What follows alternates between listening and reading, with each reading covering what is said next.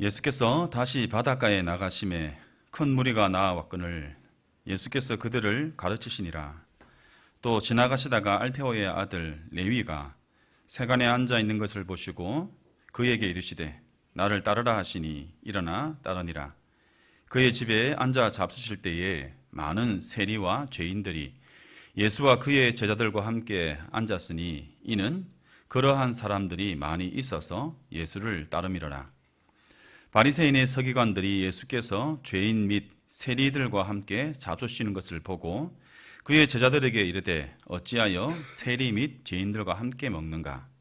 예수께서 들으시고 그들에게 이르시되 건강한 자에게는 의사가 쓸데없고 병든 자에게라야 쓸데있느니라. 나는 의인을 부르러 온 것이 아니요 죄인을 부르러 왔노라 하시니라. 아멘. 오늘 한겸이 옆에 친구가 둘이가 있는데 무슨 생각을 할까요?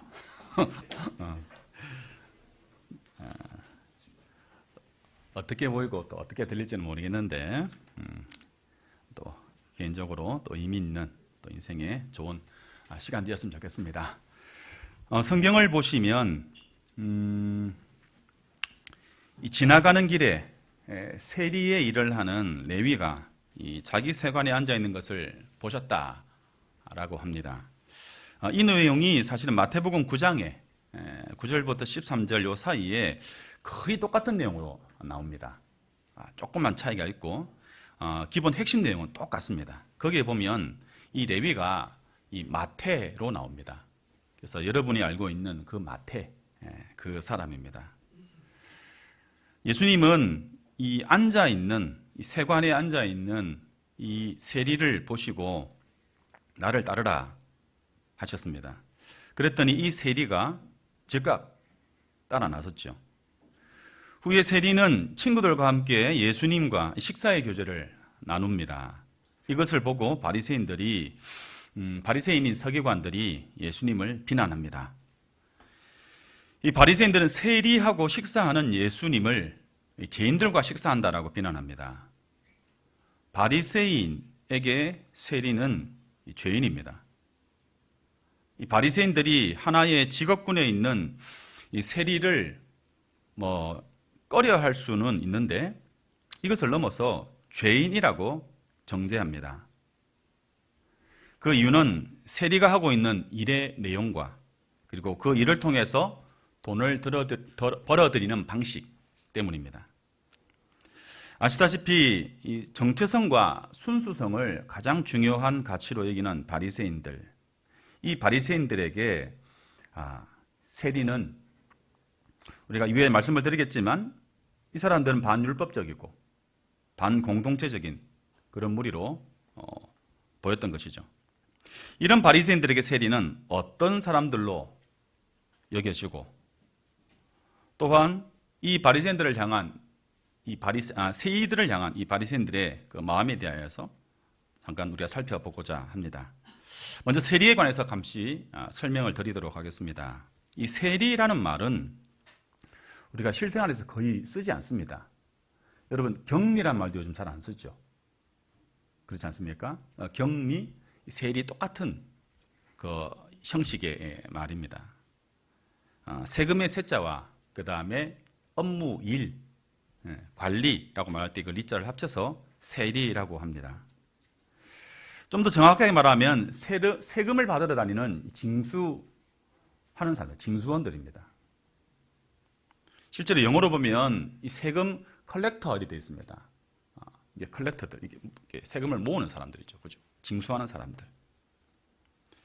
사실 세리는 이 정식 공무원이 아니라 일종의 하청업자입니다. 로마 정부의 하청을 받아서 이 일을 하는 지금으로 말하면 개인 사업자입니다. 로마는 왜 이 중요한 세금을 거두는 이 일을 이 업자들에게 하청을 줬을까? 이유는 간단합니다. 귀찮은 거죠. 로마의 식민지에다가 로마는 세리를 두고 그들에게 세금을 받는 일을 전담시켰습니다. 원청 회사들이 이 귀찮고 힘든 일들은 이 하청 밑에 있는 밴드 회사들에게 떠맡기는 것처럼 뭐 그런 식이라고 보면 되겠습니다.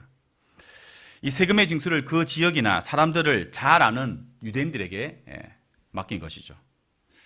그렇게 세금 징수의 하청을 받은 사람들, 그런 일들을 하는 사람들이 세리입니다. 예수님 당시에 유대인들의 경제 상황이 매우 좋지 않았습니다. 80%, 90% 가까이 절대 빈곤의 상황. 그래서 하루에 세 끼를 먹지 못하는, 하루에 한 끼를 겨우 먹게 되는 그러한 경제적 상태에 있었다라고 합니다. 그런데 유대인들이 내야 하는 세금은 상당한 부담입니다. 실제 유대인들에게 세금은 세금이 아니라 부채 그 자체였습니다. 빚이라는 거예요. 왜냐? 세금을 낼 돈이 없기 때문입니다. 유대인들은 일반세 외에 또 성전세도 냅니다. 이 종국가 국가였기 때문에 성전에 내는 세금이 따로 있었어요. 이 로마 정부는 세리에게 이 일반세를 거두게 합니다. 그리고 그 외에 각종 통행료를 붙여가지고 거둘 수 있도록 했습니다.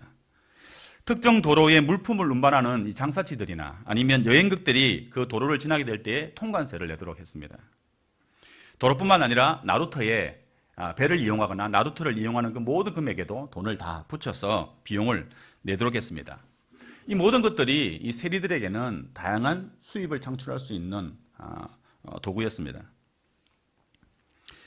이 세리가 하청을 받았다라고 하는데 방법은 간단합니다. 로마는 세리들 중에 사람들 중에 가장 높은 세금을 내겠다라고 적어내는 사람에게 그 징수권을 줍니다. 어느 지역에. 그러면 이 사람들은 그 징수권을 받고 난 다음에 어떻게 합니까? 먼저 세금을 선납합니다. 예를 들면 10억이면 10억 이렇게 선납을 하죠. 그리고 난 다음에 징수권을 받고 그 징수권을 가지고 어떻게 하느냐? 이제 자기가 할 수 있는 역량만큼 최대한으로 세금을 걷어들입니다. 그래서 뭐 12억도 좋고 13억도 좋고 심지어는 뭐 20억도 좋고 자기가 할 수 있는 만큼 최대한의 세금을 걷어들여서 그 차액으로 그것을 자기 수익으로 이렇게 갖는 거죠. 그게 이 당시에 세리들이 돈을 버는 방식이었습니다. 로마가 이렇게 네몰나라식의 어떤 조세 정책을 펴므로 말미암아서 그것 때문에 유대 사회에 있는 일반 서민들이 엄청난 고통을 겪게 되는 것입니다. 근데 그 어려움의 중심에 누가 있다고요? 세리가 있는 거예요. 이 근동 지역의 한 전문가가 갈릴리 바다를 이제 탐사하면서 특이한 점을 발견합니다. 바다에 멀쩡한 배들이 가라앉아 있는 겁니다. 하도 이상해서 좀 더 들여다봤습니다. 그러다 보니까 그 배에 인위적으로 낸 구멍이 이 바다, 그 배에 있었고 그 배들이 바다에 가라앉아 있는 것이죠. 그것을 더 파고 들어본 연구 결과의 내용이 무엇이냐? 배를 가지고 있는 사람들이 세금을 넣는 것 자체가 너무나 힘들고 너무나 터무니없는 세금 때문에 빚만 더 쌓여가는 거죠. 그래서 어떻게 해요? 그 배를 자기 손으로 바다에 이렇게 수장시켜 버리는 것이죠. 배를 가진 사람도 이러하다 보니 예수님 당시에 세리에 대한 유대인들의 감정은, 이 적개심은 이루 말할 수 없는 것이죠. 로마의 부역자요, 또한 동족의 고요를 빨아먹는 이 세리를 유대인들은, 이 종교 지도자들은 모든 종교적 모임에서 그들을 참석을 금지시켰습니다. 그들은 죄인이다라고 규정하는 것이죠. 랍비들의 자료에 보면 유대인들이 세리들에게 일관적으로 뭐라고 말하냐면 이 강도와 같은 이 동일선상에 놓고 이 세리들을 바라봤다라는 기록들이 있습니다.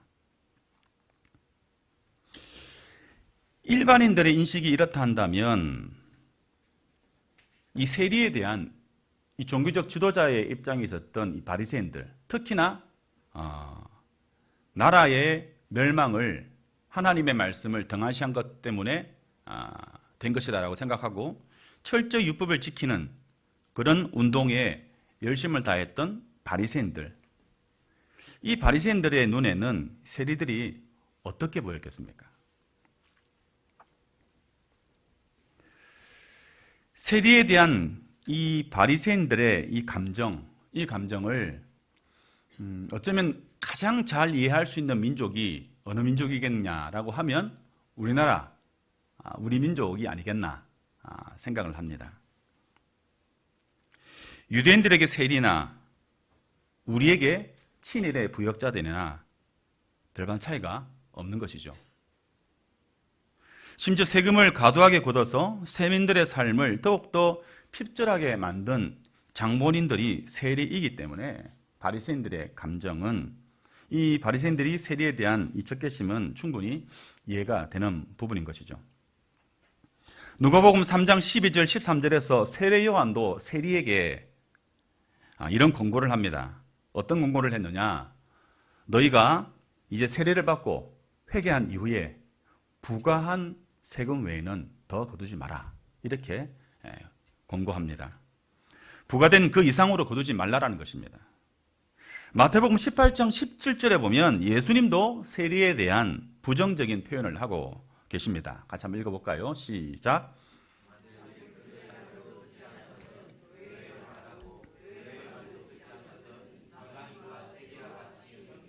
그렇죠. 이 부정적인 의미에서 이방인과 세리와 같이 그렇게 하라, 그렇게 대하라, 이렇게 말씀하고 있는 겁니다. 가로 밖에 사람으로 대하도록 말씀하는 것이죠. 정리하자면 세리는 유대 사회에서 상종할 만한 존재가 아닌 것이죠. 거리를 가다가도 마주치고 싶지 않은 사람이 세리입니다. 오늘 예수님처럼 세관을 지나가는 길이 있으면 어떻게 하겠습니까? 무의식적으로라도 고개를 돌려서 반대편으로 고개를 돌리는 그러한 상황 아니겠습니까?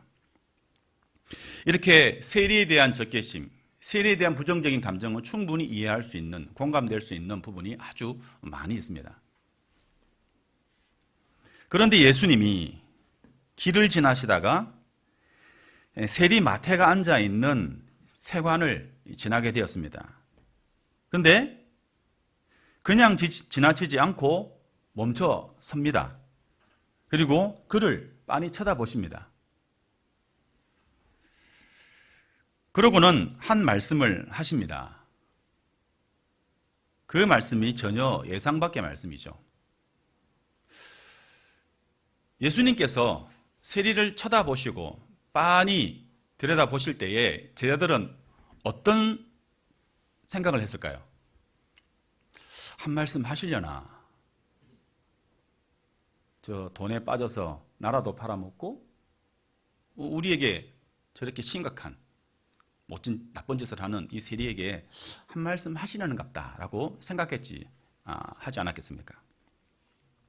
그런데 예수님의 입에서 나오는 말씀은 뭡니까? 나를 따르라. 그런데 여러분, 이어서 더 충격적인 일이 일어납니다.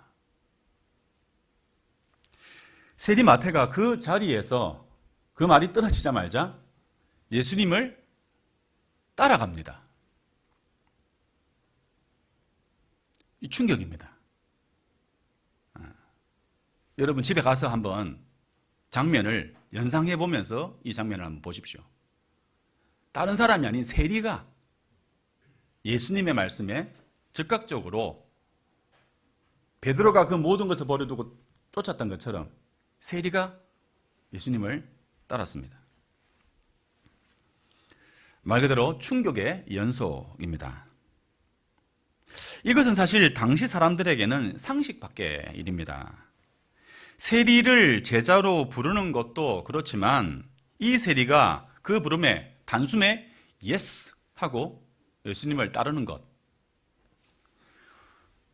더 상식적이지 않습니다. 어부 출신들이야 그럴 수 있습니다. 어부들 가운데서는 나름 형편을 괜찮게 살았던 어부들도 있겠지만 대부분이 그렇지 않습니다. 이 어부 출신들이야 예수님이 따라라 하면 에이 하고 따라줄 수도 있죠. 그런데 세리는 좀 다릅니다. 그들이 살아온 삶의 궤적을 돌아보면 아주 특별합니다. 그들이 돈을 벌어온 방식을 한번 보십시오. 여러분, 우리 지금은 그 복덕방이 아니고 물건을 맡기고 돈 찾는 데가 어디죠? 전당포가. 그 전당포 웬만한 마음 약한 우리 성장로님이 할 수 있겠습니까? 못합니다, 여러분들. 손해보죠. 그렇지 않겠습니까? 근데 이 세리란 사람은 그 돈을 벌어온 방식 자체가 아주 비인간적입니다. 그리고 그 돈을 벌자고 어떻게 합니까? 결국에는 공동체에서 쫓겨나는 것을 감수하고서라도 그 직을, 그 일을 계속 해왔다라는 것이죠. 그리고 이미 세리라는 아주 부정적인 이미지가 그에게 씌워져 버려 있었기 때문에 이것을 지우는 것은 굉장히 어렵습니다. 그런데 이 사람이 예수의 부름을 기다렸다는 듯이 듣고 그 자리를 박차고 일어납니다. 아주 상식밖의 모습이죠. 예수님은 이런 세리 마태의 상태를 여러분 미리 알고 그 말씀을 하셨을까요? 예수가 세리 마태를 보실 때 그것을 과연 보셨을까요? 알 수 없는 일이죠. 다르게 말하면 예수님은 레위를 보실 때 어쩌면 레위가 즉각적으로 반응할 수밖에 없는 그 어떠한 이유, 그것을 보시지 않았을까라고 생각해 볼 수도 있겠습니다. 현재 세리의 삶을 살고 있지만 만족이 없고 오히려 불행한 사람, 많은 사람들이 예수라는 사람에 놀라고 그를 따라 나서는데 함께 나설 수 없는 사람, 바로 그런 사람이 세리 마태였고 예수님은 혹시 그것을 보신 것이 아닐까? 저 친구한테 예수 믿으라고 하면 뭐라고 할까? 에헤이, 다른 사람은 다 믿어도 저 친구는 안 되지. 안 믿지. 저 친구는 안 돼. 너 저 친구 어떤 친구인지 몰라? 난 저 친구하고 말도 안 하는데 아는 척도 안 해, 요새는. 너도 알잖아. 혹시 우리에게 이런 친구 한 사람 정도는 있지 않습니까? 그런데 그 친구가 바로 본문에 나온 세리와 어떤 차이가 있을까요? 어느 날 바로 그 친구가 예수를 믿겠다고 교회 문을 열고 들어섰습니다. 감사헌금 봉투에 5만 원짜리 하나를 넣고 헌금함에 넣고 자리에 앉았습니다. 이 친구의 등장이 그 친구를 아는 사람에게는 어떻게 다가왔을까요? 모든 사람을 긴장시키기에 충분한 존재 아니겠습니까? 그 친구의 등장으로 우리 교회의 공기가 달라질 수도 있겠다라는 생각을 하지 않을까요? 그런 달라진 공기의 어떤 느낌을 느끼는 사람들도 있을 겁니다. 여러분, 예수님이 제자단에 합류시킨 이 세리 마태, 그가 여러분이 알고 있는 안 된다라고 생각하는 바로 그 사람, 세리였던 사람 마태입니다. 그런데 마가복음은 이 일을 아주 담백하게 적고 있습니다. 마태의 합류로 적잖한 술렁임이나 반응이 있었을 법한데 아무렇지도 않은 듯 그냥 무심히 적고 넘어갑니다. 자연스럽게 다음 장면으로 넘어가고 있습니다. 그런데 여러분, 다음 장면도 사실 그 당시 사람들에게는 역시나 충격입니다. 예수님이 세리의 집에서 잡수시는 장면이 등장합니다. 아니, 집도 많은데 하필이면 세리의 집에서 식사 교제를 합니다. 세리가 돈이 많아서 충분히 쏠 수 있죠. 그래서 일 겁니다. 그리고 세리가 제가 사겠습니다 라고 했겠죠. 그 삭개오가, 유명한 삭개오가 가장 잘하는 게 뭡니까? 내가 밥 삽게 아닙니까? 그죠? 삭개오도 예수님의 친구들을 불러서 그의 집에서 밥을 샀습니다. 보통 이 장면을 주일학교 친구들은 이런 사진으로 봅니다. 그림을 하나 보시면 그렇죠. 예수님 가운데 앉아 계시고 그 친구들이 이렇게 있고, 또 그림 많이 그리면 돈이 많이 들거든요. 그래서 적당하게 사람을 등장시키고, 뒤에 보면 그 서기관들이 있죠. 아니면 이런 장면입니다. 이 정도. 이제 앞뒤가 바뀌죠. 비난하고 있는 바리새인들을 이제 클로즈한 장면입니다. 그런데 이런 장면일 수도 있습니다. 보시면 이러한 장면. 그래서 성경에 보면 앉았다라고 말하지만 이렇게 누웠다라는 표현이 직역하면 더 맞습니다. 그러니까 우리가 유대인들의 문화를, 식문화를 전혀 알지 못해서 그렇지, 뭐 테이블에 앉아 있거나, 옛날 우리가 언제 여러분 식탁에 앉아서 밥을 먹었습니까? 다 땅바닥에 앉아서 상 펴놓고 먹었죠. 그죠? 유대인들의 기본적인 어떤 식문화는 여러분이 보시는 것처럼 저러한 장면입니다. 그러면 이 장면에서 보시듯이 어떻습니까? 아주 교제스러운 장면이죠. 그렇지 않습니까? 모두가 카우치를 하나씩 끼고, 저기도 보면 상석과 또 이 자리 배치마다 다릅니다. 그래서 문이 바로 바라보이는, 딱 바라볼 수 있는 그곳이 가장 상석이고, 문이 전혀 보이지 않는, 사람이 들락날락 하는 것 자체가 보이지 않는 곳이 또 하석이고, 이렇게 다 자리마다 또 차이가 있습니다. 근데 여러분, 이 장면을 바리새인들이 본 것이죠. 이것을 본 바리새인들은 충분히 따질만 하지 않겠습니까? 당신들의 랍비는 어떻게 저런 사람들과 함께 먹고 마실 수가 있는가? 바리새인들이 제자들한테 따져 물었을 때에 제자들은 어떤 표정을 지었을까요? 그리고 어떻게 대답할 수 있었겠습니까? 좀 난감하지요, 여러분들. 글쎄요. 이렇게 하고 있는데 예수님께서 식사를 하시다가 빈듯이 쳐다보시면서 하시는 말씀이 어떤 말씀입니까? 여러분, 먼저 여러분들이라면 어떻게 대답할까요?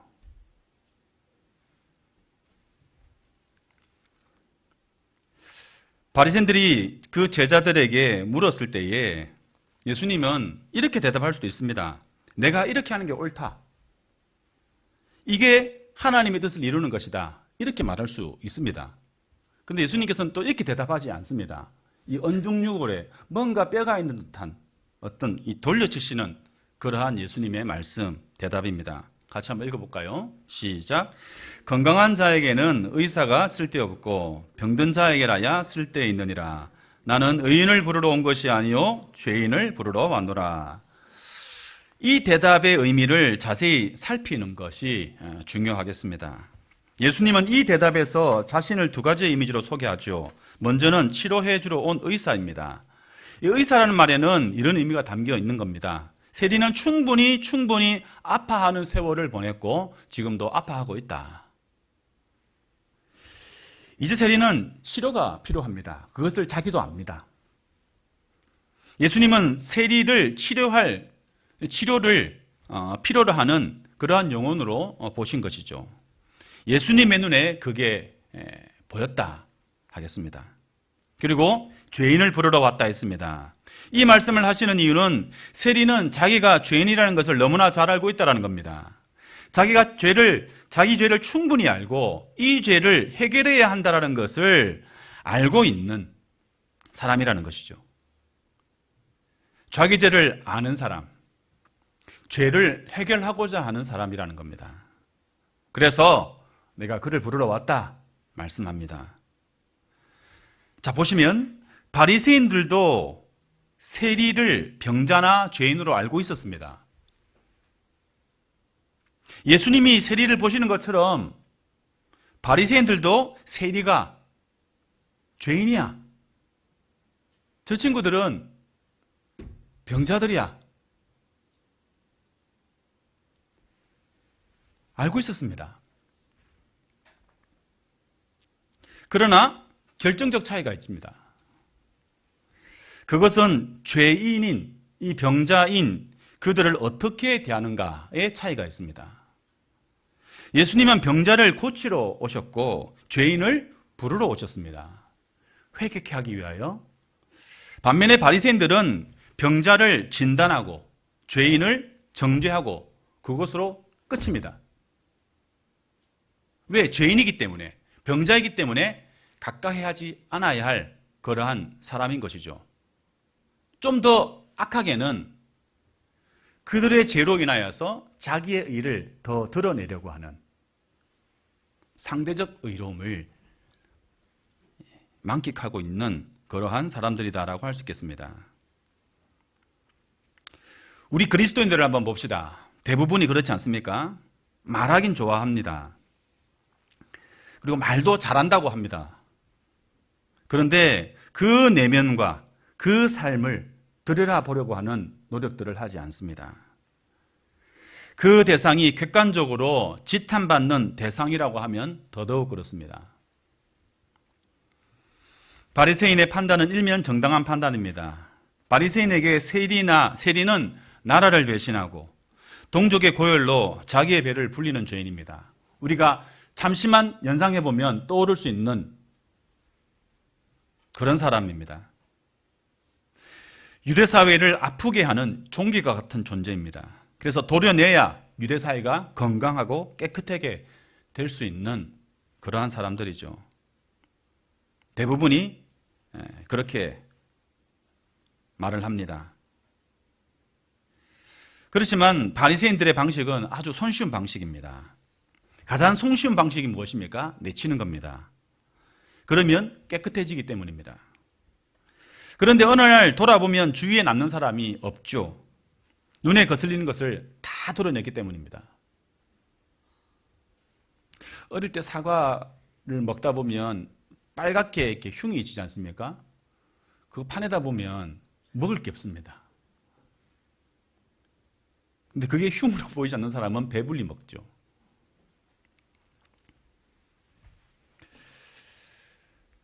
도려내는 것, 그것은 해결 방법이 아닙니다. 예수님은 세리를 보셨습니다. 그가 어떤 삶을 살았다라는 것을 예수님도 알고 있습니다.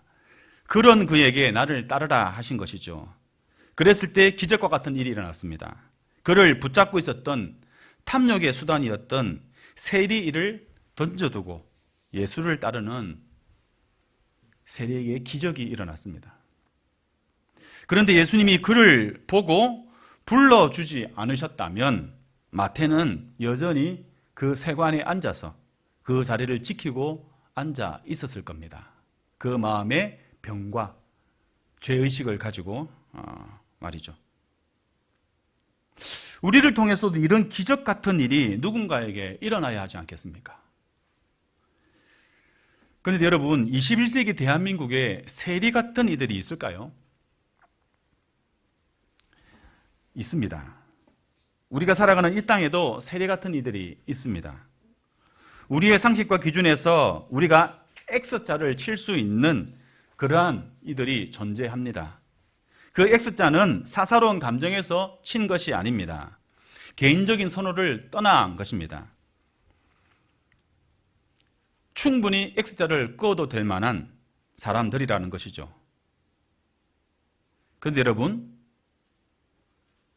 당시의 세리가 바로 그런 사람이었습니다. 여기서 여러분 질문 하나가 더 생깁니다. 예수님은 무슨 마음으로 세리를 불렀을까요? 파격적인 행보를 위한 상징적인 행동이었을까요? 난 모든 사람에게 열려있다. 그가 세리라도 관계없지. 이 메시지를 전달하려고 하시는 걸까요? 여러분, 왜 예수님께서는 세리를 불렀을까요?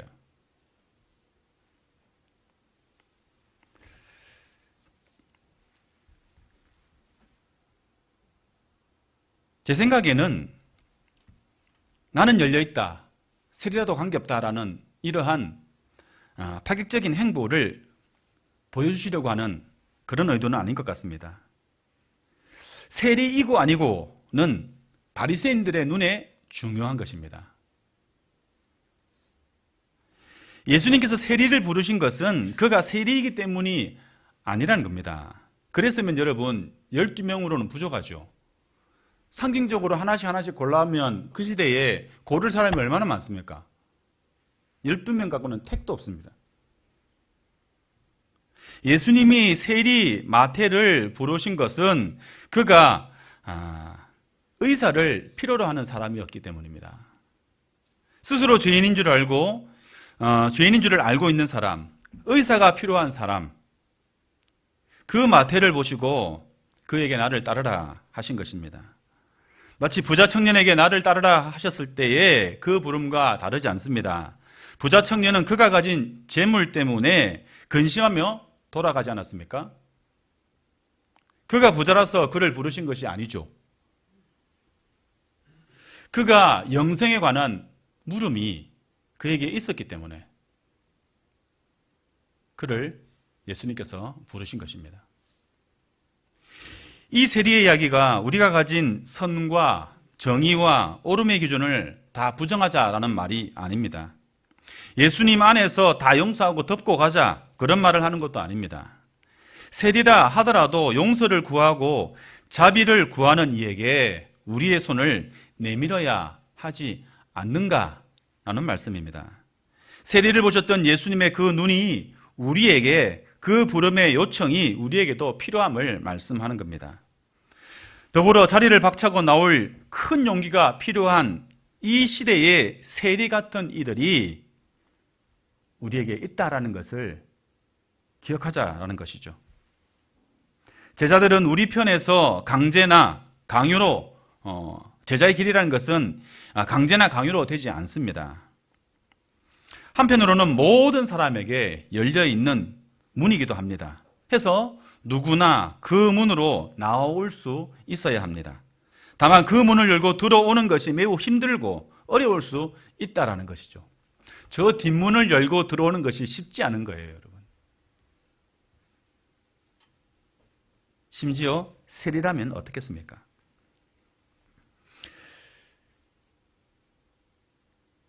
우리가 그것을 도울 수 있는 작든 크든 도움이 될 수 있기를 바랍니다. 불행하게도 우리가 이 시대의 세리들이 하나님께로 나오는 것에 방해자들이 되거나 안내자의 역할을 방기하고 있는 것은 아닐까? 우리 스스로를 돌아볼 필요가 있겠습니다. 이 시대의 세리가 누구나 다 이 시대의 세리가 누구다라고 제가 규정하려고 하지 않습니다. 그럴 수도 없는 것이죠. 그리고 세리의 죄를 우리가 용서하자, 없이 하자, 우리가 다 죄인이지 그런 말을 하려는 것도 아닙니다. 다만 예수님이 세리를 보고 그에게 다가가 그를 부르셨던 것처럼 우리가 그리 할 수 있어야 한다라는 겁니다. 그러고 보면 예수님 닮기를 원해라는 이 말이 정말 쉽지 않은 말이라는 것을 새삼 실감하게 됩니다. 예수가 세리에게 다가가 나를 따르라 했을 때 주변에 있는 그 광경을 보고 있던 유대인들의 감정이 어땠을까라는 생각을 해봅니다. 자신들도 부족한 것은 알지만 아무리 그래도 세리는 아니지 않나 그런 마음이 들었지 않겠습니까? 저라면 그런 마음이 들었을 겁니다. 그런데 그런 이들 가운데 의사를 통해 낫기를 바라고 죄인인 줄 알고 자기를 구원해 주시기를 바라는 그 영혼들이 있다라는 겁니다. 바로 이런 시대에 세리와 같은 이들을 볼 수 있는 그 눈이 우리에게 필요합니다. 참 혼란한 시국입니다. 언제 정리될지 모릅니다. 그런 이런저런 시국 가운데서 교회를 보면 더욱더 안타깝습니다. 이런 가운데 나는 어떤 자리에서 어떠한 태도로 어떻게 세상을 바라보며 어떻게 살아야 할까에 대한 고민들이 절로 드는 시간입니다. 설교를 갈무리하면서 원로 목사님이 아모스 설교에서 이 아모스 선지자에 대해서 짧게 평가한 내용으로 이 설교를 갈무리하려고 합니다. 아주 약간 내 편집을 해서 옮겨보겠습니다.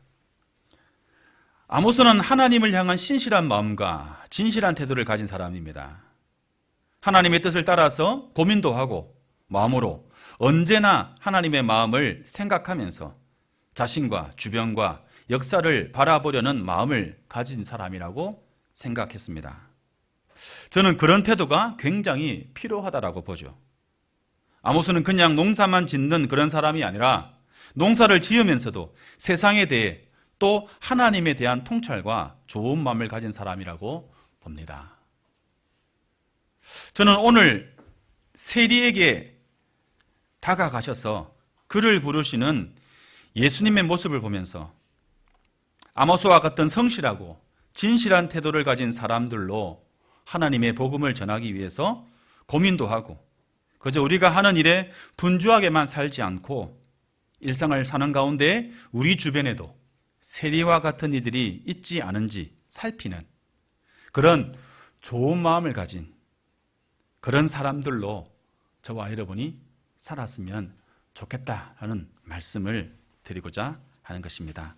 우리 함께 기도하실 때에 하나님 이 시대에 우리에게 세리와 같은 주님을 만나고 싶어 하고 그 마음의 병과 그 마음의 답답함을 가지고 주님께 나아가려고 하는 그러한 세리와 같은 사람들을 볼 수 있는 눈을 우리에게 주십시오. 그리고 우리가 그들에게 다가갈 수 있는 용기 있는 걸음 또한 우리에게 주십시오.